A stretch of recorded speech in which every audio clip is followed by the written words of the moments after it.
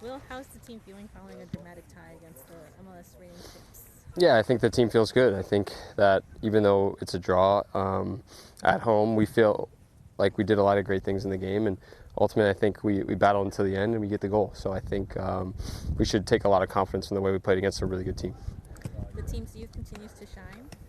This past weekend, you got Tanny able to score that game-tying goal. We saw a few debuts with Mo and Jordan, and a few starts from Caden and Braun.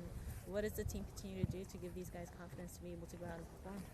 Yeah, I think it's just the idea of we're going to use everyone, whether it's we're up 2-0, 1-0, and we just need fresh legs, or we believe in the guys to come in and start the game and contribute. So those guys should take a lot of confidence from the fact that they're just being trusted from the beginning, and there'll be mistakes. That's normal in someone's career and games. So ultimately, it's just continuing to push forward, continue to learn from those little moments and grow.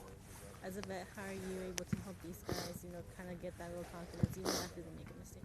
I think it's picking and choosing the times to talk to them, picking and choosing moments to listen and observe body language. All those things are super important as a teammate, watching your teammates play, and then picking them up and encouraging them. Because at the end of the day, when we're in between the lines, it's about all of us doing it together. It doesn't matter if you're young, old, or in between. So I think for me, it's just trying to observe and then help when I see those moments. Minnesota continues to kind of have a tough schedule. You guys are facing Orlando this weekend and LAFC next weekend. They're both, in the top four last season in the standings. How do you and the team prepare for these tough opponents? No, look, I don't think anything changes. The way we prepared for the first two matches of the year is the same way we're going to prepare for these ones coming. So good opponents. Every game in MLS is difficult. So I think it's just keeping consistent in our standards and our way of being. Orlando City has kind of started the season a little tough. They got a draw in the first game, and then they just lost to Inter Miami 5-0. How does the team prepare against a team that's probably looking for a positive result? Look, they have obviously a game midweek in the Champions League, so who knows what the lineups will look like. If it is a rotated lineup on Saturday against us, then those guys will be highly motivated to try to contribute and make a statement for them to be more regular starters. So again, there's no easy games. On the other hand, how are you guys going to be able to take advantage of those challenges? I think it's, again, everything we do on the training field, continuing to refine what identity we want to put forward as a group, and ultimately it's stepping onto the field on Saturday with confidence, knowing that we can hurt this team in a number of points. Do you feel like there was more on the table there, or how do you look at those first two contests? Yeah, I think 4 points from two games is fantastic. We deserved the victory in the first game. Second game, I thought we started the game really well. Probably deserved to score. They certainly had opportunities, and Dane came up big for us. But, the way that we fought and battled, I feel like we deserved something out of that game too. So I think 4 points is probably fair from where we stand. But it's two games and we have to look ahead to the next one.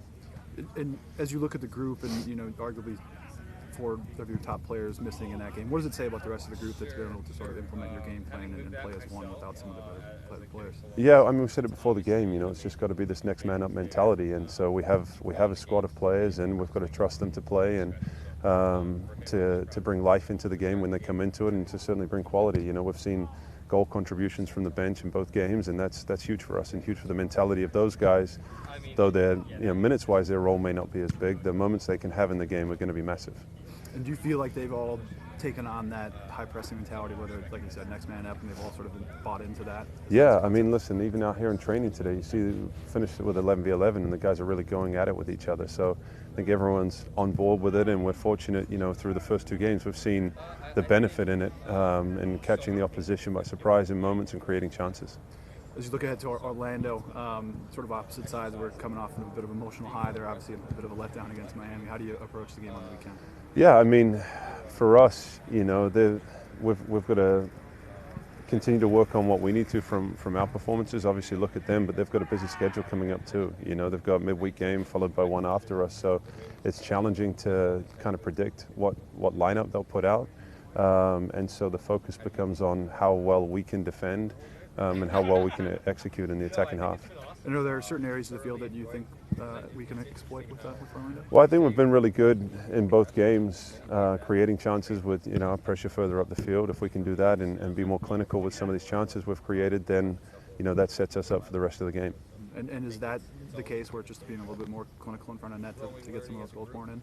Yeah, I think so. I mean, it takes time. Guys are still learning those relationships with each other, you know, still getting their sharpness in and in front of the goal. The exciting thing is we're creating those chances in those moments. So, you know, I think in this game, counter-attacking opportunities, chances in transition are going to be huge.